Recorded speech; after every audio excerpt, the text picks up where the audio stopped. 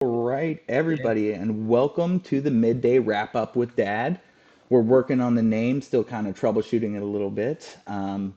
So today we're going to discuss just a couple of things. We're going to talk about the economy, kind of how that's going. We are also going to talk about some recent polls suggesting that Haley and Ramaswamy are gaining on DeSantis. And finally, we're also going to be talking about the dirty hippies who got flooded out at Burning Man. So, like I said, today my co host is Makey. Yes, sir. So, welcome. Why don't you tell everybody who you are? Mickey Tech of the Timcast members community. I make tech very stupidly. That was a fantastic introduction and very amazing. So, basically, we're going to start today with Biden and how he loves to talk about Bidenomics. He is huge on his own. I would say farts a little bit. That might be making fun of the old a little too much, but he does fart quite a bit. He's saying that we have a really strong economy today, and that we're at kind of Iowa's at the lowest inflation rate in the world, despite soaring prices everywhere. This is literally what's happening in all parts of the country. There is nothing but inflation, and it is horrible. And it's not like the wages are coming up with it at all. So I don't understand what he's trying to stand on here. Um, have you seen anything that would tell you that we're having a good economy right now, Makey? No, I'm pretty sure gas prices are double inflated. My sausage that I used to always buy, banquet tin sausages, was like $1.25, and now it's like 2.80, Yeah, doubling in price. it Insaneness. it's insane. It's ridiculous. I don't understand how you can just straight up lie like this over and over again and get away with it. This is one of the things that just drives me absolutely crazy. So I'm gonna just read a quote from him. He said, "And guess what? You can still be a millionaire or a billionaire, except one thing: pay your taxes. Pay your taxes. Bidenomics is a blue collar foot blueprint for America. It's for you." This is him again saying that his failures are his successes, and it's something I cannot stand. I really cannot wait for this guy to at least have some competition in a freaking election season so we can see him just get out of here. Makey, you think we're gonna have to deal with him next season, or do you think he's gonna disappear as soon as the primaries really How get is going? this man? How is this man still walking? I just, my mind immediately jumps back to him falling over off the bike. Like, Falling poor off the man bike. caught his feet in the clips. That was a great one. He also fell on the stage at the Air Force cadets graduation. We saw him You fall know, up the actually, stairs. That was another one. You know, yep, he, actually, but like the genius of the people managing him for that to have happened. Someone didn't realize that him riding in clips, bicycle clips, so they lock your feet to the pedal, yeah, was a bad idea. yeah. Well, his handlers just don't really care about him. Maybe Kamala's hiring his handlers, and that's the problem at the moment. Maybe RFK is hiring his handlers. Who knows? But it doesn't look like he's going to make it all the way through the election to me, honestly. This is another thing I wanted to bring up. Have you heard the term Mitch McConnelling now? Uh, uh, does it have to do with turtling or That's a good guess, but groundhogging? that's a good guess, but no, it's actually just staring off into space, basically having a stroke in mid conversation. It feels like this is the new term for everybody. So sad. So It sad. it's a little sad, but I'm thinking that we're going to see some Mitch McConnelling moments for him in the next couple of months that'll get him taken out of the running. Somebody will step up for him. Probably Gavin Newsom. It's looking like maybe Kamala Harris if the world really does set on fire. Almost assuredly. So But the problem is we've seen so many of these moments, and yet they still. Well, how bad was it before though? Like he with wasn't so in the scene. with Mitch McConnell or with Joe Biden? Biden before being elected. They like He's Did had he a really just like catch COVID and downslide? no, no, no, no. That's He's why they had a had to ton hide him so of bad? he's had a ton of slips and stuff like that, for years. He's also had a bunch of plagiarism issues. He's had just a ton of problems. His whole political career has just been fraught with insane stupidity. But now it's stupidity with dementia. So it's a whole new issue. I really think it's an age thing. And if you're talking about McConnell, that dude has been a turtle for years, slow talking, Mhm. slow moving, got his shoulders up, real slow talking, Mitch McConnell. But now he's also old. I think he's like 80. I mean, we got to stop we got to stop, thinking that these octogenarians are going to be our saviors in the political vein. All right, well, moving on, we're going to now talk about the dirty hippies getting stranded in the middle of the desert. Now, to start, I am not a fan of Burning Man. I think Burning Man is basically just modern idolatry, thrown out there into the common group here, into the culture. Man, I'm losing my mind. Can't talk. So, tens of thousands of people who had spent days stranded at the Burning Man festival in a rain-gorged stew of mud and slop began to pack their camps on Monday and stream away from the sprawling site in remote northwest Nevada. Exodus operations have officially begun, organizers said in a post on the event's website. This cracks me up also. If you go to the website and you look at what their thing is here, what their survival guide is, it's literally called the 2023 Wet Playa Survival Guide. And they have a rainbow going onto a Burning Man effigy that this is just insane. I guarantee Dude, you, God is taking it back. yeah, maybe, man. First, we saw the floods, right? Oops. We saw the floods down in LA. We've got we got Burning Man raining out. We've got the George Floyd things getting struck by lightning. Maybe God is back in the world in like the way he was in the biblical years. He's sending some messages down. Maybe we're going the wrong direction. The insanity of Right. this, though, to just think that it's going to be a good idea to take 80,000 people into the middle of the desert and burn an effigy while having a giant sex orgy, it seems like a bad plan to me. It doesn't seem like it's going to end well, even if it does end well. What do you think, Makey? Yeah, no, yep, yeah, definitely always spiraling feedback out of control kind of stuff happening there. I really want to see just one person go to one of these events and come out of it with something productive like, oh, I went to Burning Man and I came out with this great business plan. I'm going to save my community. Most of the time they come out with a hangover and maybe some herpes, but this year they came out with some, swamp foot as well. They came out with, oh man, it's almost like a you almost you, usually you get swamp foot when you like went on a good hike and had to ford a river or something. Yeah, and But I even understood this when this was a counterculture event and you just wanted to get out and just, you were angry, you didn't want to be part of the community. Now there's rich people going out there glamping. Who was it? Chris Rock, like oh my walked gosh. out. You got celebrities going there. You have big companies trying to make money off of this. Honestly, Yeah, it's the new definitely. culture. It's not a counterculture anymore.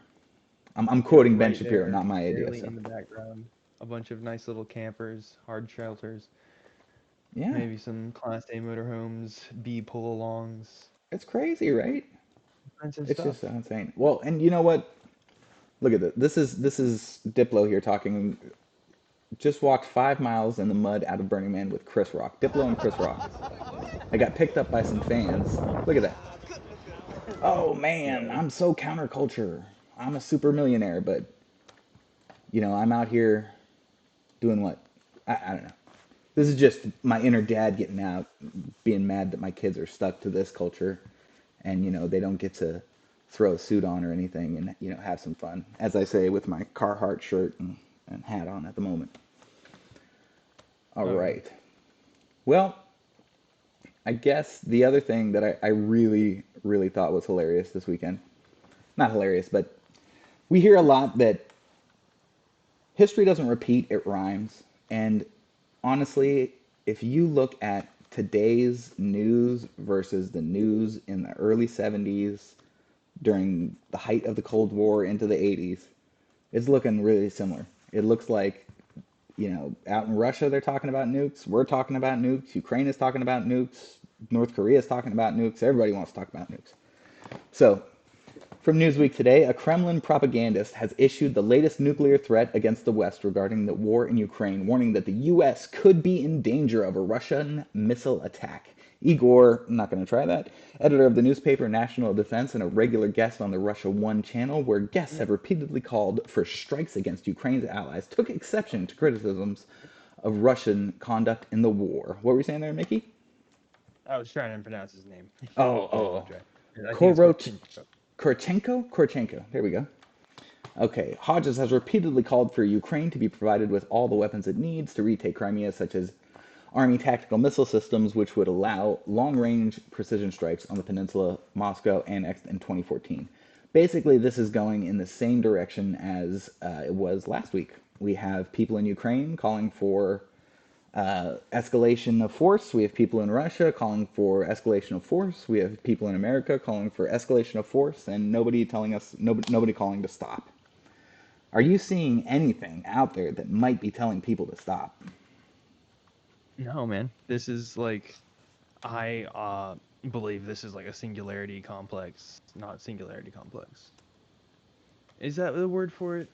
It's like either that or it's like Standalone John complex. 3 says that the whole world is lying in the power of the wicked one and he's driving it off a cliff. If you're not looking, if you, honestly, you can see some biblical stuff in here if you're really looking for it. However, Oh yeah. being raised up in the church, I also saw pastors, saying that the musicians in the '80s, like Kiss and all that stuff too in the '70s, all that was the apocalypse coming. So, to be fair, everybody's always said that the apocalypse is coming.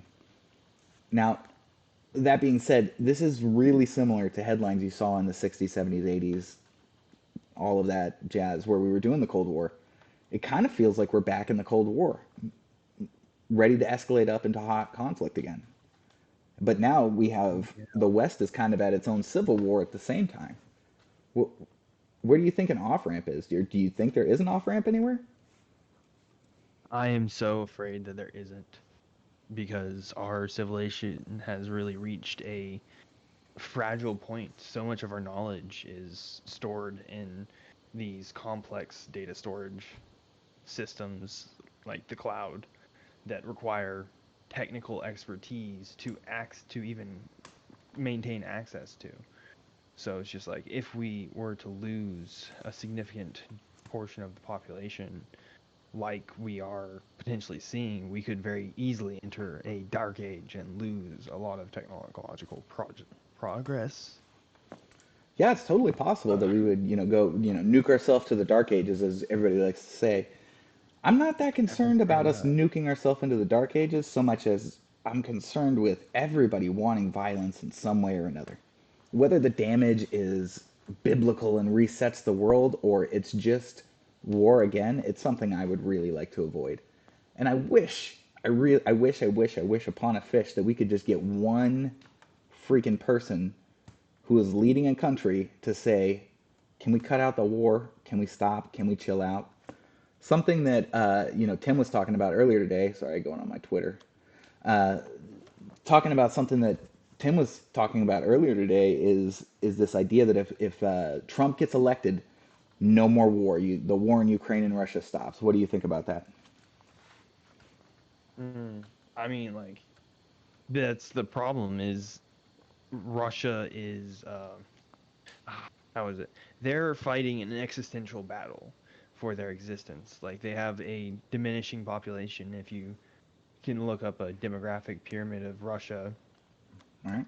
and well, frankly, the rest of the world over, then you'll see a not a pyramid shape as the namesake implies, but more of a bell or hourglass, not bell, hourglass Mm-hmm. or wavy column shape.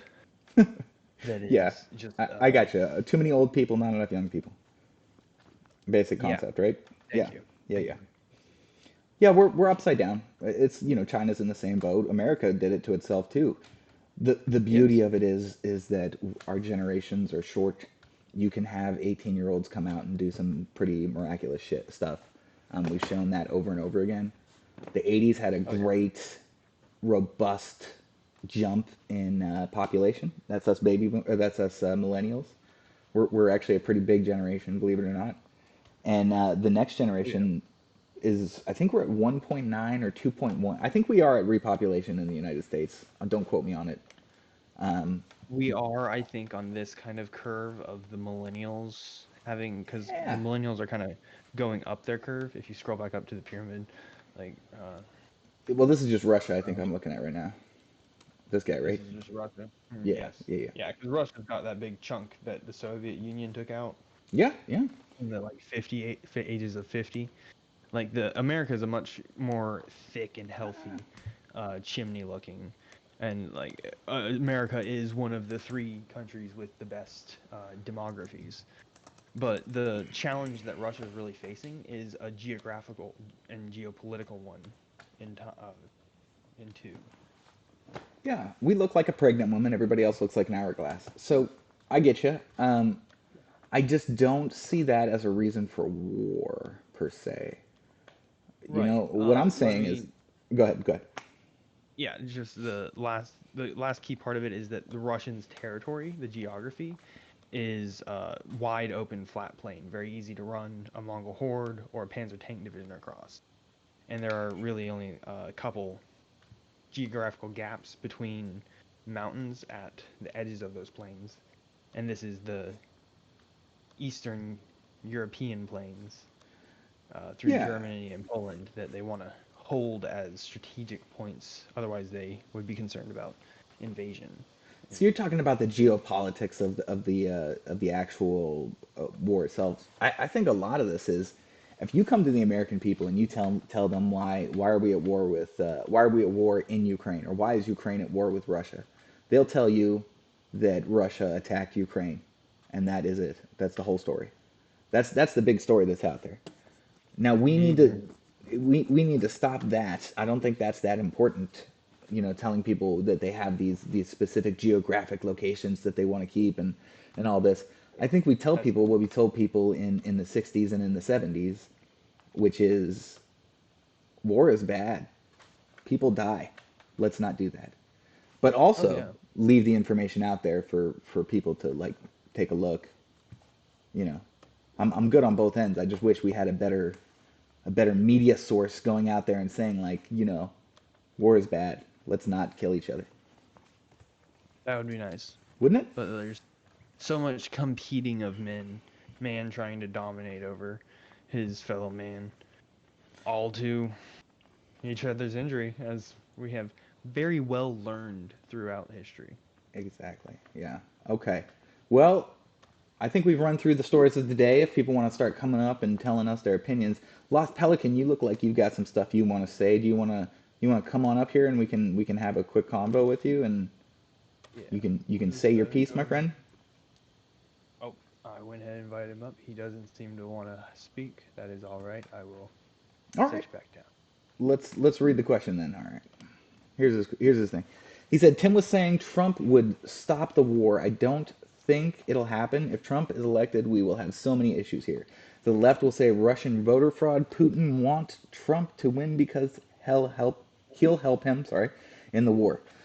Left will start seceding large cities and the cops will go along with it. Nope. So, what's funny is what he's talking Why? about. What's funny is what he's talking about a lot is what we actually had right after the 2016 election. So I don't think it really matters what happens afterwards. No, no, no, you're fine. But I don't think it really matters what happens if Trump gets elected. The left is going to say that, not cool. He broke the rules. He's this, you know, insurrectionist. He's evil. He's the monster. He's everything you're scared of. He's the boogeyman under your bed. I don't think that's a good reason. that wouldn't stop the war, though. I think even with all the boogeyman speech, doesn't stop the civil war that we have going on right now, the cultural civil war we have happening. But it does stop some of our geopolitical wars that we really don't need to be in. That's my opinion, at least. People are scared of Trump. Remember, remember what he said to, I think it was the Taliban. He basically said, take a step forward and we're going to blow you to smithereens. That, Yeah. that's unpredictable. That's not fun. Well, So, he said a lot of things to a couple different people. Kim Jong Un, for example. He said, "Knock your shit off, or you're gonna have a problem." And they kept trying to escalate it for a short time. You remember, yep. until China said, "If you attack the U.S., we will not back you," and that's always been the thing that prevented that. China would always back North Korea, Yeah, and it got to the point where he got his hand slapped, and uh, it was, if not peaceful, you know, at least a working relationship between the two. He did that with the Taliban as he was pulling out. He said, "Okay, here's the terms of our pullout." Before Joe Biden botched it all, by the way. yep. And he said, "If you step a toe out of line here, we will be back and we will be in force." And notice the Taliban didn't do anything until you know the disastrous withdrawal that we saw. You're right. You're right. And a lot of I think a lot of it is what we show less than what we say. Because Trump really did have pretty stringent points where he wasn't backing down. Well, yeah, Whereas Biden seems to back down if you blow on him wrong, you know. and the strength of Trump wasn't that he wasn't going to back down. It was you didn't know if he was serious about it or not. You didn't want to find out. That's true. F He, around and he was find out, right? he was just crazy enough that he might actually follow through with the most catastrophic of options, but nobody dared take that chance. Yeah. Yeah, and that's I totally mean, true. I'm gonna bounce this off to Makey. Could you just kind of, what do you think about that, man? like his being almost a not a Romulus or Marius, but an of the people. Just like I have the biggest stick, and I am going to bark and tell you I will use it, and he did use it a few times. So it's not like he didn't back up his word. Uh, hmm. I'm not sure. Like he Yeah, I would he nuke? agree. I agree that he definitely had his moments, but would he nuke somebody is the question. Well, maybe not. Like we do know that we have intelligence good enough to know exactly where Putin is at all times. I think Trump might have him taken out. A strike. Order a strike. Possibly, possibly. So we have somebody in here, Diz, saying DeSantis has no tact. I agree and I disagree. He has no cojones, I don't think, in his up in front conversations. But what he really needs is confrontation. I know that sounds weird, but he's not able to like drive himself out there. He just can't be the man without somebody fighting him. That's why I think he did so well in Florida this with all of the cultural stuff. He has a The boogeyman. COVID He's got a bad guy to fight. protester. Yes, he has a bad guy to fight. He feels like who was that dude? He Hmm. chased windmills. He was a knight with no dragons. French dude, I want to say. Yeah. Don Quixote. Don Quixote. Spanish. I was close. Don Quixote. It feels like that's all of our politicians right now. We've got these people who have these monsters that they want to fight, but they have no idea what monsters they're fighting. Most of the time, they're just running out there with sticks, waving in the air, hoping they hit the right thing. And unless there's somebody attacking them, they have a really hard time finding the right direction.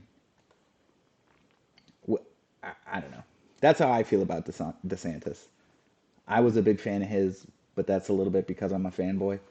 I have a couple of people, the people who I trust in politics tended to like him, and I didn't see a reason not to. But the more he's out here, the more I'm seeing he doesn't seem to know where to swing unless there's a problem. What do you think about that, Makey? Cool. Oh, is it just me Yeah. now? Oh no, no, you're up here. No, I paused for a minute. I don't really know. I violated the first rule of streaming, no dead air time. Uh, I have no idea. I have not followed DeSantis too closely. I'd love to I have. I would love to have Diz come up here and kind of justify himself if he doesn't mind having his voice recorded. What do you think? that would be All right, very fun. Let's invite him up and see if he wants to come. let's get him to say some stuff on camera. Until then, I would like to also talk a little bit about the polls. So I'm on, just a heads up, allsides.com is pretty decent, gives you a couple of different news sources if you want to look at it, and gives you kind of an aggregate summary. So that's what this is. It looks like we're seeing some movement in the polls. Everybody's kind of moving up a little bit. Again, does this feel like this feels like motion for motion's sake, though? We're still pretty far out, and nothing really changed over the weekend aside from, I guess, Biden going to Florida, So it's just or like everyone went up in the polls a little bit. Maybe it's just the season is changing. We're getting closer to election season. It is after Labor Day now. it feels Could be a like possibility. this is just a rebound from what just happened, that the debate, because right after the debate we saw a little bit of jump from Trump and Vivek, and I think this is just a rebound from it. Now somebody needs to explain to me how Nikki Haley is still moving up. I actually liked, let me rephrase that, liked Nikki Haley, but she kind of shot herself in the foot when she talked to Tucker, and I don't see why she's turning around. Do you have any love for Nikki Haley? Do you have any reason why she would be a good candidate, or you hate her too? Like, where are you at with her?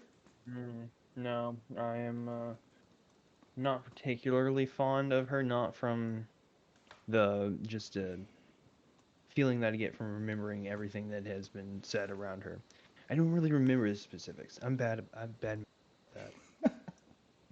That's okay. She's not terribly. She's more of like a suburban mom. If you look at her, she really speaks to suburban moms. She's got the suburban mom look. She's got the suburban mom talking points. She is Miss Suburban Mom. I honestly thought she would make a fairly decent long-term senator, because she pays attention to like really nitty-gritty specifics on laws. But I don't see her as a president or even in the executive branch at all. She doesn't seem to have the, I don't know, the gumption maybe? It's hard to explain. Maybe I'm just woman bashing. Sorry, I'm not. No, I don't believe so. She's She's something, right? she's something. There you go. Yeah, Sinowski thinks that. Sorry, I almost called you your real name, but she would have made a good VIP 2 years ago. I don't think so. I think she would have made a better VP than Kamala, because she knows more about things than Kamala, obviously. She also did not get her law degree from the yellow school bus of Venn diagrams. So something tells me she would be better than what we have now. I just don't see her as anywhere in the executive branch. She does not have she's not serious enough. If you look at how she talks, she just doesn't have the gravitas behind what she's saying to have things execute. Executive. Yeah, I'm not convinced she got her law degree either. But again, it's possible from the college of Venn diagrams and yellow school buses. One thing I would say about the polls is we do have to remember how far out we are. I mean, elections aren't until next fall. That's still a year away. A year? Full year? We're a full year away, right? Yeah. Full year, November 8th is election day. Yeah, so we're 14 months out still. This is when the money is starting to roll in, or at least that's been my experience in the last few elections, is money really starts to push in about a year before. So I think the fall of 23 is going to be nutty, but I just don't think the polls have any idea what's going on. They're probably Okay. off by 5, 7, 10% like they were in 16 and 20. I don't see them being even pertinent to look at that much. I say as I'm looking at people talking about polls and then trying to, you know, Divine the future. right. Um, I still think Trump has the best chance, though. And honestly, I would like to see him back in the White House. I want to see his redemption arc. I want to see him come back and crush his enemies. Do you think that's even a possibility, or do you think it's going to be another 2020 election where nobody wants to vote for anybody?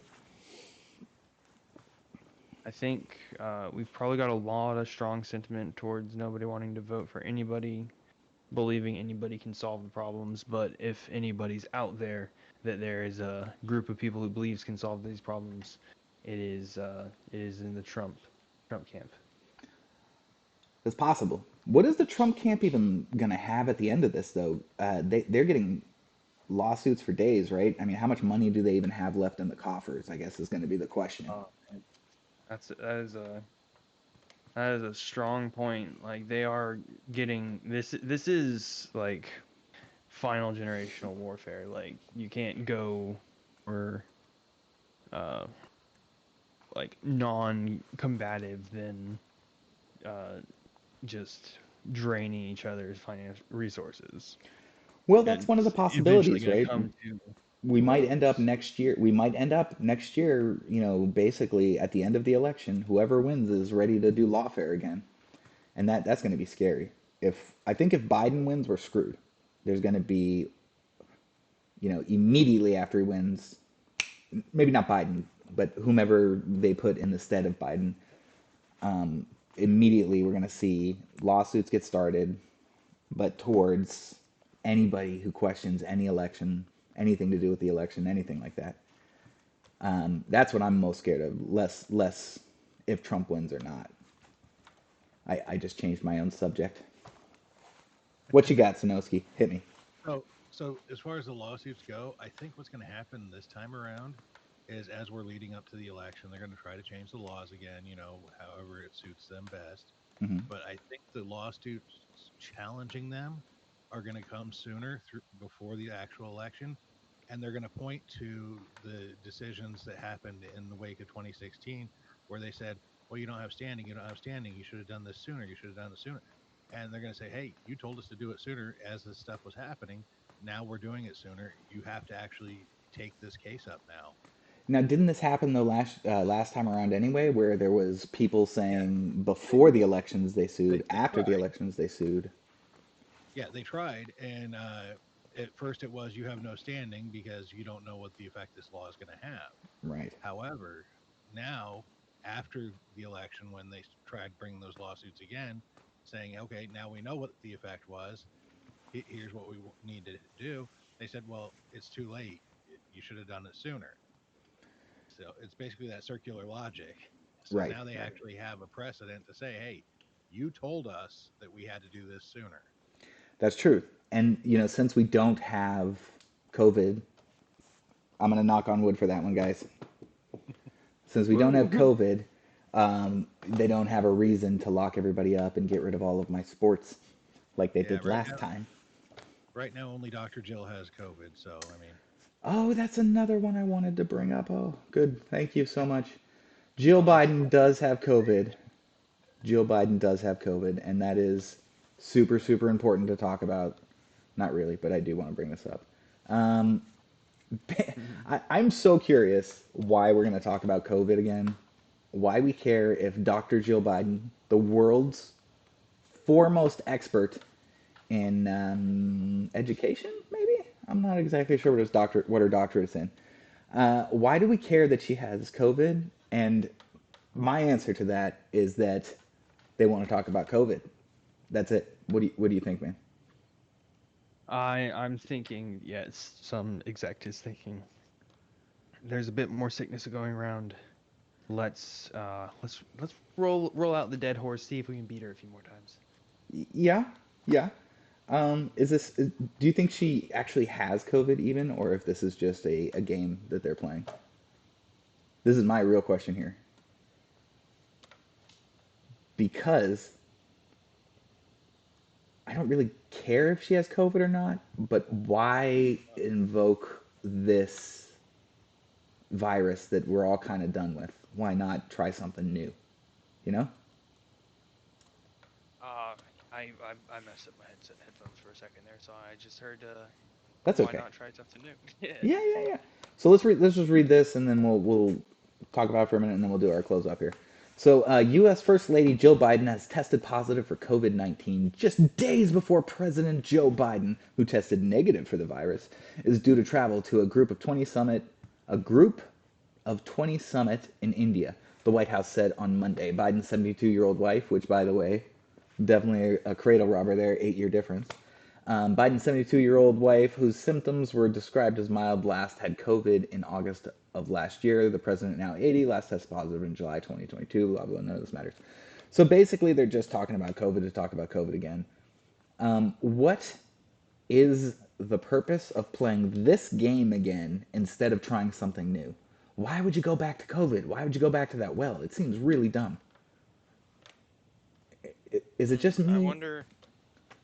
Well, there is the new. I mean, not that recent in the news, but a couple months ago, like CEO of Anthropic was testifying to Congress about the dangers of AI and its potential to bridge the gap in knowledge for not more novice people and thus widen the net of people who can work on bio warfare elements. Um, Well, as much as I would like to get into the rabbit hole of AI, not really, not really. No, just saying. I just don't see why they're doing the same thing over again. I don't understand it. Why try this again? Why not try like make a new virus? Call it something else. You know? Just oh, call it like Kvovid. You know, it's like the superhero movies, right? Why do we have 19 Avengers movies? Maybe they just polled the audience and found maybe they polled the audience and found out that COVID 2 will poll better than a new franchise. eh, So we'll definitely um, get to the Kavivi though. That would be a great idea as well. So yeah, F F go, what? Kofifi? yeah. That was the world lost It was something I thought there. it was called Fefe. Oh, was it Kofifi? Kofifi? I can't remember what it was, but the world lost a great marketing opportunity in that we could have had the world's greatest coffee, Kofifi. All right, well, so we're gonna close it on that story today, and unless anybody else wants to come up and say something silly, fantastic.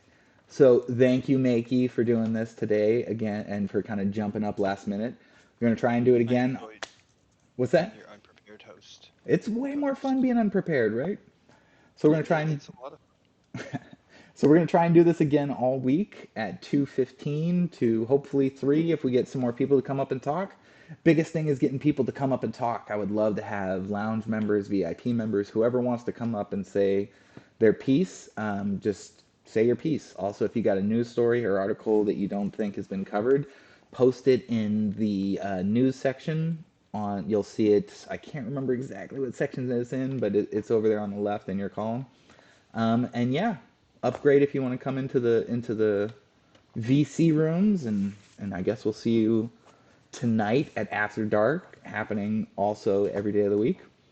Makey, do you have anything you want to shout out before we close up here? News chat is uh what it's called. yeah, news chat, big chat. There's a lot of stuff going on in the Discord. Of course, um, you will find out. I'll have a better outro next time. I am unprepared. No worries, no worries. Hopefully tomorrow we'll have T-Bone back up here. If not, I'll be scraping around looking for somebody to be my second. I'm definitely don't have the personality to be up here all by myself. If you want, I am getting my Substack back up and my Twitter. If you want to follow me on Twitter, it's Dad Writes Stuff at Twitter, or at Dad Writes Stuff on Twitter, and I'm Dad Writes Stuff everywhere. All right. Well, thanks again, guys. Go back into the VCs and let's do some fun stuff here.